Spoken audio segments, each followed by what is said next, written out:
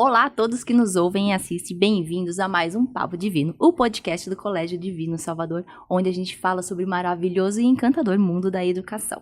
Eu sou Lili Amada, host e jornalista aqui do Papo Divino.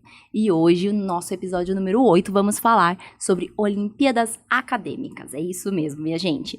E para falar sobre esse assunto tão incrível, eu recebo aqui hoje Diego Lima, que começou a trabalhar com educação aos 17 anos, lecionando aulas de inglês e assumiu a primeira coordenação aos 20 anos, em escola de idiomas. Em 2012, foi eleito o melhor coordenador dessa rede e recebeu como prêmio uma viagem para Filadélfia, onde participou do TESOL. Se eu estiver falando errado, ele me corrige depois. Um congresso internacional de professores de inglês. Ao retornar ao Brasil, iniciou a carreira como escritor e responsável pela criação de materiais didáticos, provas e treinamentos para professores. Em 2020, ele escreveu uma série de 60 narrativas educacionais para serem trabalhadas em casa pelas famílias dos alunos. Fez dupla licenciatura em português e inglês na PUC São Paulo. E em 2019... Diego atuou no Divino Jundiaí como Mr. Diego. E agora, em 2024, nós temos a alegria de chamá-lo de o nosso coordenador do 8º, 9º ano de ensino médio. Diego, muito bem-vindo ao nosso podcast. Muito obrigado pelo convite, pelas palavras de carinho, de respeito, de reconhecimento. Hoje mesmo, conversando com uma família, a mãe disse, bom, então você está de volta para casa. Eu falei, exatamente, estou de volta para casa. E é muito bom estar aqui conversando com você e com o professor César, que já é meu amigo também de sala de aula há uns bons anos. Muito obrigada. Aí lembrando, Diego, além de tudo isso, ainda é capoeirista. Pois é. É muito legal. E aqui eu recebo também para falar sobre as Olimpíadas Acadêmicas, nada mais, nada menos, pela segunda vez. Ele está aqui de volta, César. Nosso querido professor César Henrique Melo Júnior, que é doutor em astrofísica pela USP. Gente, toda vez que eu leio esse currículo, eu tenho orgulho de trabalhar com uma pessoa assim, de verdade. Com estágio de doutoramento no Observatório de Paris-Meudon, onde atuou por 1 ano e cursou pós-doutorado. Autor e coautor de artigos científicos publicados em revistas internacionais com mais de 150 citações. Foi membro de banca avaliadora de 3 mestrados profissionais em ensino de astronomia, professor e organizador de curso de extensão universitária em astrofísica para professores, monitor em observatório com atendimento ao público e escolas e monitor em várias disciplinas de graduação, sempre na USP. Professor de ciências e física no ensino fundamental, médio, curso pré-vestibular. E o nosso professor.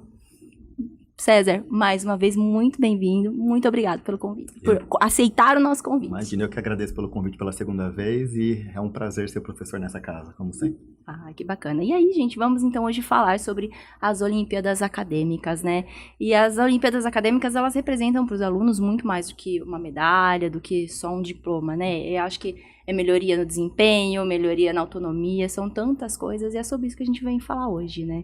E aí eu quero abrir esse papo perguntando para vocês qual a importância hoje das Olimpíadas, né? Eu falo que eu lembro da minha época, há 20 anos, que tinha-se somente Olimpíadas de Matemática. Então, eu, por exemplo, sou da área de humanas, imagina, nunca pensei em participar de uma Olimpíadas. Hoje a gente tem Olimpíadas aí acadêmicas em todas, assim, não digo em todas, mas tanto na área de humanas, ciências, biológicas, em todas, né? Diego, me fala, qual que é a importância das Olimpíadas hoje para os estudantes?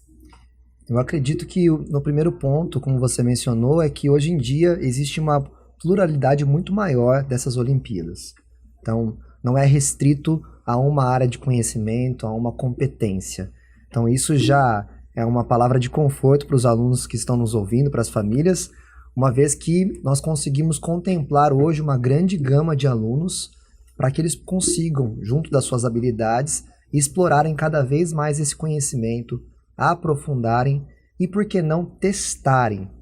Porque muitas vezes nós estamos falando de um público do ensino fundamental, que muitas vezes não identificaram ainda onde está a múltipla inteligência deles. Uhum. E as Olimpíadas servem como um caminho para que eles possam experimentar e, de repente, reconhecer quem são eles nessa fila do pão, né? Como a gente fala hoje em dia.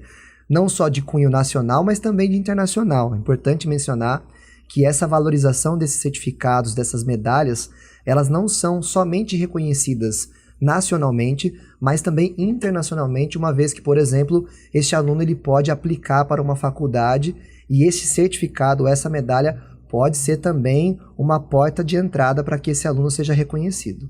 Quer dizer, ela tem muita importância, né? Sem Tanto que dúvidas. hoje no Divino nós estamos criando a equipe olímpica, né? Que está cuidando dessas Olimpíadas. E lógico que César está participando aí, né? Com a gente temos aí vários professores, né?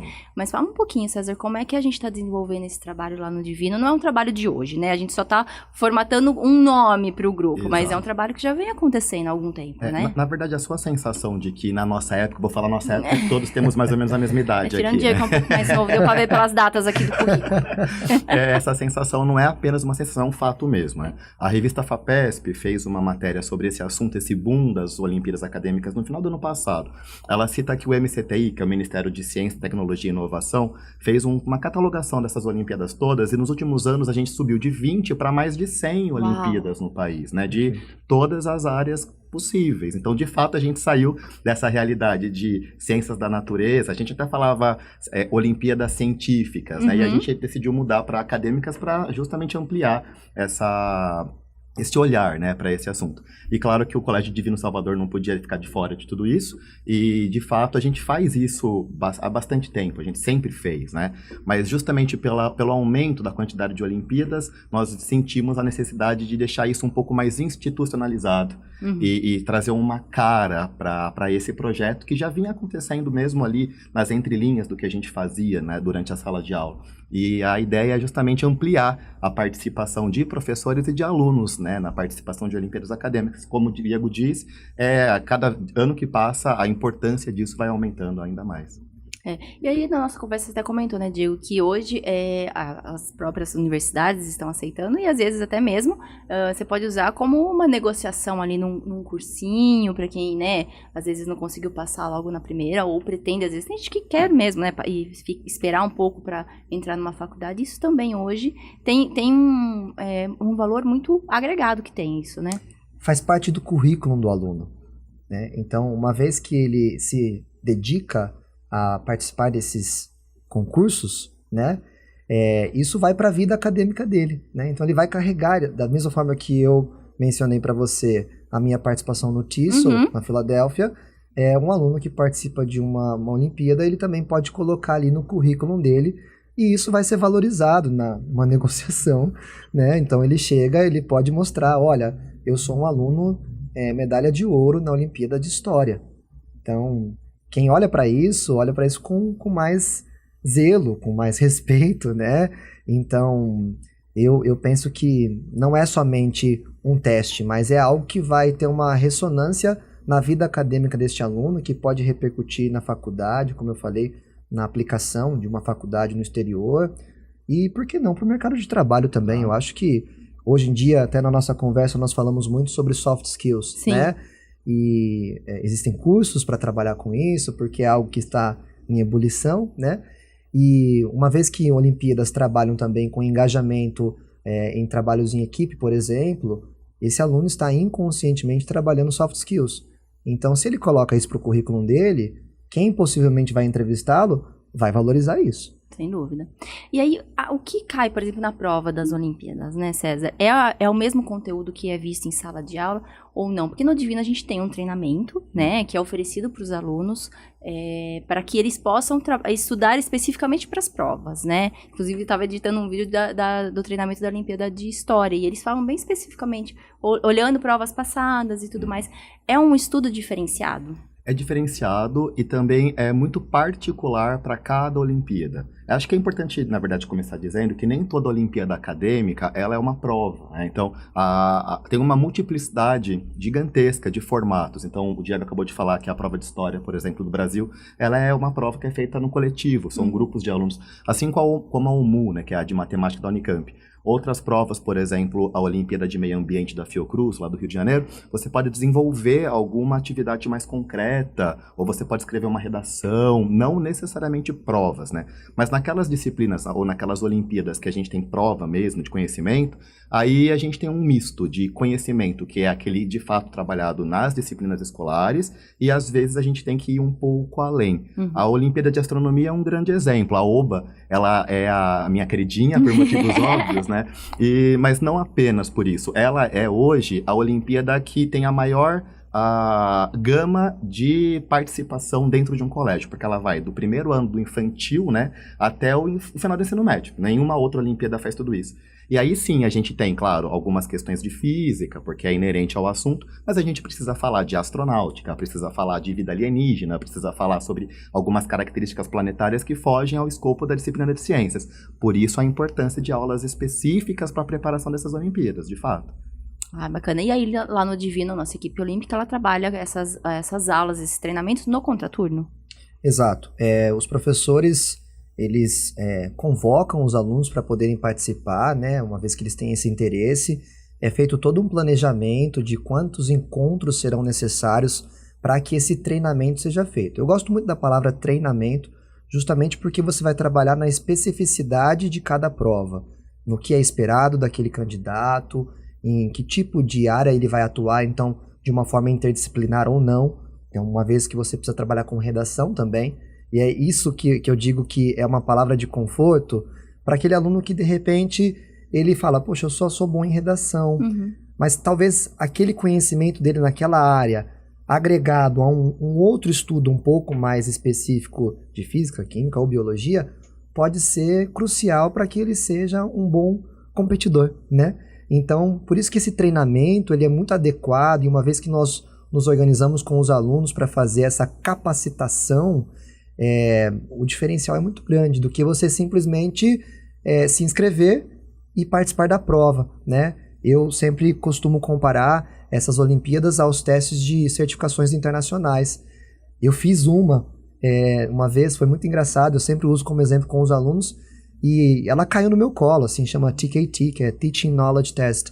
É para professores de inglês. E eu ganhei essa certificação. E as condições ali na semana não foram muito boas. Aí eu fui para São Paulo, eu caí de paraquedas, essa é a grande verdade. E eu não conhecia o formato da prova. Então, assim, é muito interessante que eu consegui desempenhar bem. Mas se eu tivesse acesso a um treinamento anterior, através de simulados, com uma pessoa que mostrou para mim qual era o tempo de prova, se eu precisava usar lápis, caneta. Detalhes que fazem sim a diferença, né? Diferença. Então ali, na verdade, eu pontuei menos porque eu não conhecia a prova, né? E isso também, a gente um dia vai falar sobre o vestibular, que é a mesma linha de raciocínio. Sim. Mas quando, então, nossos professores, eles sentam e debatem com os alunos, não é só da parte cognitiva, mas também do formato. E aí, uma vez que você une esses dois mundos, a chance do nosso aluno ser medalhista é muito grande.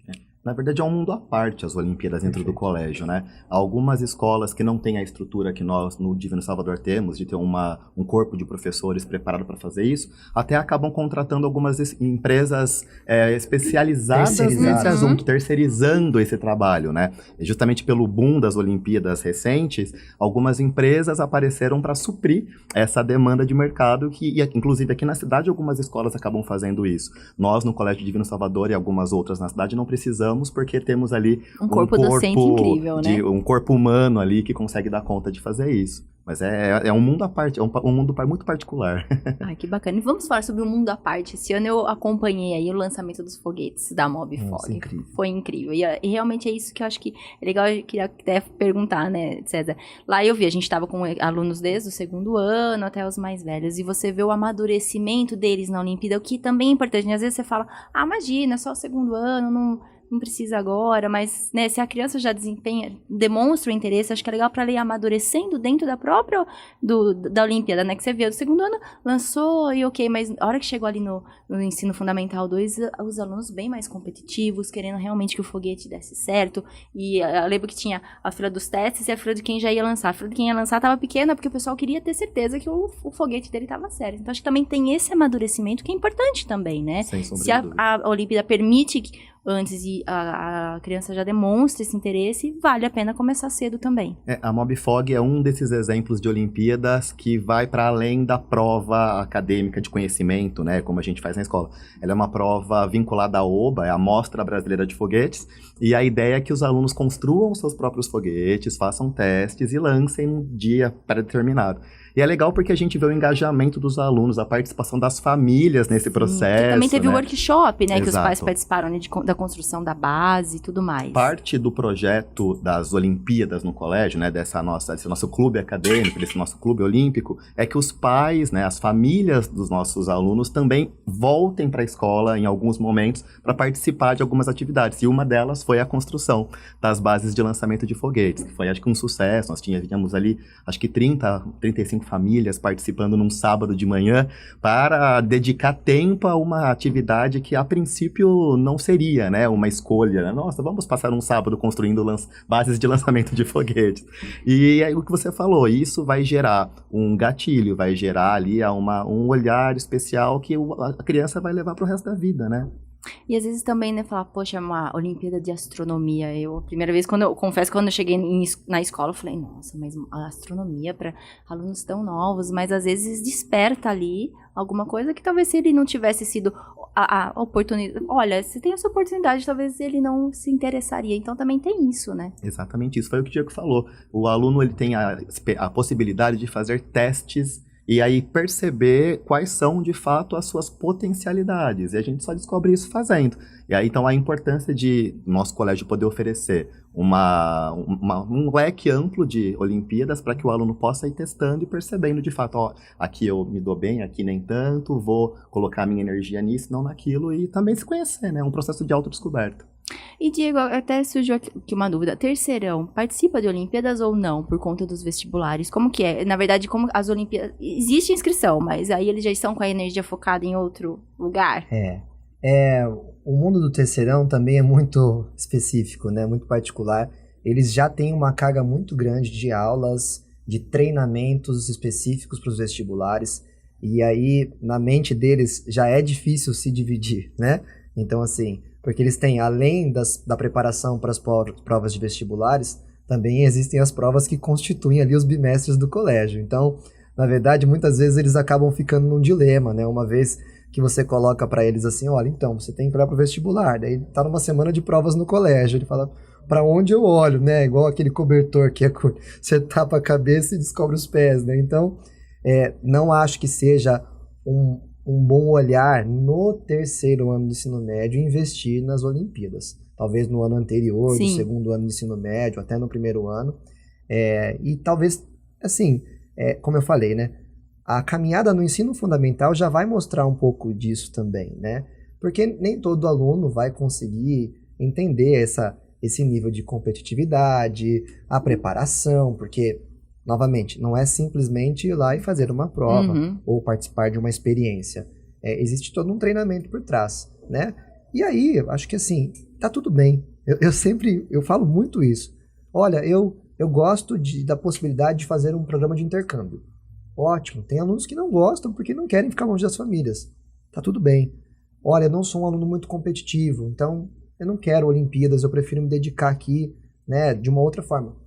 Tudo bem também, o leque é muito grande, mas resumindo para o terceirão, não acho que seja o melhor momento, assim como eu tenho as minhas, são opiniões pessoais, né? Acho que é válido dizer isso, num ano de terceirão não é legal um intercâmbio, né? Porque ele tem uma maratona ali, então essa maratona, quando ela é quebrada, pode ser que em termos de performance ele seja prejudicado.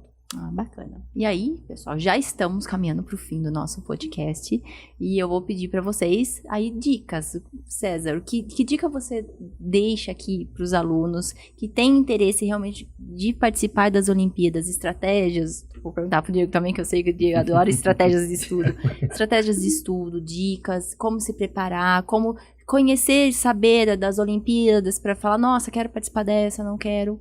Que recado que você deixa para os alunos? Eu acho que depende do segmento. Para os alunos dos segmentos iniciais, fundamental, inicial e final, então até nono ano, acho que a ideia é que eles se joguem no maior número de experiências possíveis e procurem saber de Olimpíadas relacionadas aos seus interesses prévios. Se essa escola em que esse aluno está não oferece nenhuma Olimpíada nessa área, que procure os seus professores e peçam para que a escola participe, porque a ideia é justamente explorar e descobrir as suas potências. Agora, quando a gente vai para o ensino médio, pensando, por exemplo, em Olimpíadas como porta de entrada para vestibular, acho que o mais importante é verificar se a universidade que te interessa aceita ou não as Olimpíadas como porta de entrada. Nesse momento, a gente tem USP, Unicamp e Unesp, o FABC, Federal de Itajubá e alguma do Mato Grosso. Minas Gerais também. Também E em Mato Minas. Grosso do Sul. Exato. Então a gente tem algumas aí espalhadas pelo Brasil que aceitam. Além disso, nem toda Olimpíada pleiteia vagas em todos os cursos. Então é dar uma olhada quais são as Olimpíadas, que esse aluno vai ter chance de entrar no curso que lhe interessa e focar nessas Olimpíadas em específico. E ler os editais das Olimpíadas Muito com importante, muito cuidado. Então, algumas Olimpíadas você pode usar as medalhas de até 3 anos atrás, Isso. algumas só pode daquele ano. Então, é uma questão de estratégia. O que é importante para qualquer coisa, né? O próprio vestibular, a gente tem que ler os editais do começo ao fim. Para as Olimpíadas não é diferente. Tá ótimo. E você, Diego, que dica você deixa aí pros alunos que querem trilhar um caminho nas Olimpíadas? Acho que antes de entrar nas dicas, tem um dado aqui que acho que é muito interessante compartilhar. Nós estávamos conversando, né? Vou dar um exemplo, a Unesp, né? Das 863 vagas que foram ofertadas por esse ingresso de Olimpíadas desde 2020, apenas 137 alunos aproveitaram. Pouco, né? Então, é muito pouco. Quer dizer, existe uma oportunidade muito grande aí pra quem... Gigantesca, né? Então, assim, imagina, esse mundo dos vestibulares das universidades públicas, ele está cada vez mais competitivo, e aí você tem esse acesso paralelo, que é oficial, né? Mas que muitas vezes não é explorado, porque não tem uma divulgação tão clara. Então, por isso que é importante esse aluno ser um aluno curioso, né? Ir atrás da informação. E atrás da informação, essa proatividade mesmo, de conversar com os professores. Imagina, se eu tivesse um professor como o César na escola, que eu ia perturbar muito ele, cara, ia sugar todas as informações possíveis, porque é justamente através do conhecimento destas provas, da leitura dos editais, do sistema de pontuação, porque é por pontuação, né? Então, às vezes, a medalha de ouro e a medalha de prata é válido. Então, assim, poxa, se eu olho para o meu boletim, e aí já começam as dicas, né? Eu olho para o meu boletim, eu vejo que o meu boletim é um boletim muito constante em determinada área, que eu tenho, de fato, essa inteligência múltipla, que eu gosto de chamar, assim, eu não falo muito de facilidade, porque a gente vai entrar num outro mérito da palavra, né? Mas eu tenho essa inteligência múltipla, essas competências, essas habilidades, poxa, por que não, né? E aí, de novo, se lá no primeiro ano do ensino médio eu já sei qual é a carreira que eu devo aplicar, será que não vale a pena investir até como um viés de aprofundamento, de maior treinamento? Porque, assim, é o que acontece na segunda fase. Então, talvez a própria Olimpíada não vai me certificar, né, uma medalha, mas o grau de especificidade que eu consegui alcançar naquela disciplina serve como uma base, uma fundamentação teórica para eu ir muito bem numa segunda fase. Então, assim, eu acho que pesquisar é uma grande dica, conversar com os professores, conversar com pessoas que ingressaram, conversar com pessoas que prestaram essas Olimpíadas, para que você tenha cada vez mais esse conhecimento de causa, do tipo, olha, isso aqui me favorece. E é a mesma coisa que eu digo para os alunos, por exemplo, quando olham para esse grande leque de vestibulares, e aí eles se sentem muitas vezes perdidos, do tipo, para onde eu devo priorizar? E aí a pergunta que eu sempre coloco para eles é, que tipo de prova favorece as suas habilidades? Não necessariamente um aluno que faz uma boa prova da Unicamp vai fazer uma boa prova da FUVEST, porque a física na Unicamp tem uma abordagem e a física na FUVEST tem outra. Então as Olimpíadas, quando você tem essa grande variedade, você também precisa entender que tipo de Olimpíada se aplica à minha competência. E aí você começa a investir. Muito legal. Obrigada. Aproveitando o Diego dá várias dicas, gente, sobre estratégias de estudo e tudo mais no Instagram dele. Então, vou pedir pra você falar pra gente aí qual é o Instagram pra quem quiser seguir. Pois é um Instagram profissional / pessoal ali, vão ter informações de capoeira, porque eu sou professor de capoeira também. Inclusive, muitas pessoas acham que o meu sobrenome é Albatroz, mas não é o meu apelido na capoeira. Inclusive, a minha conta no Instagram é Albatroz com Z GCB. Então, eu vivo compartilhando coisas da nossa rotina no Divino. Ontem mesmo coloquei. É muito gostoso compartilhar a educação, porque a gente faz com muito, muito amor, e é bom que as pessoas possam conhecer o nosso dia a dia. Tá ótimo. Obrigada, César. Obrigada, Diego, pela presença. Obrigada a vocês que nos ouviram e nos assistiram. Aproveitem para também seguir o Divino na rede social. Estamos aí, Divino Jundiaí. O Papo Divino está no Spotify, como Papo Divino, e no YouTube, o nosso canal Colégio Divino Salvador Jundiaí. Agradeço vocês que ficaram aqui com a gente e encontro vocês no próximo Papo Divino.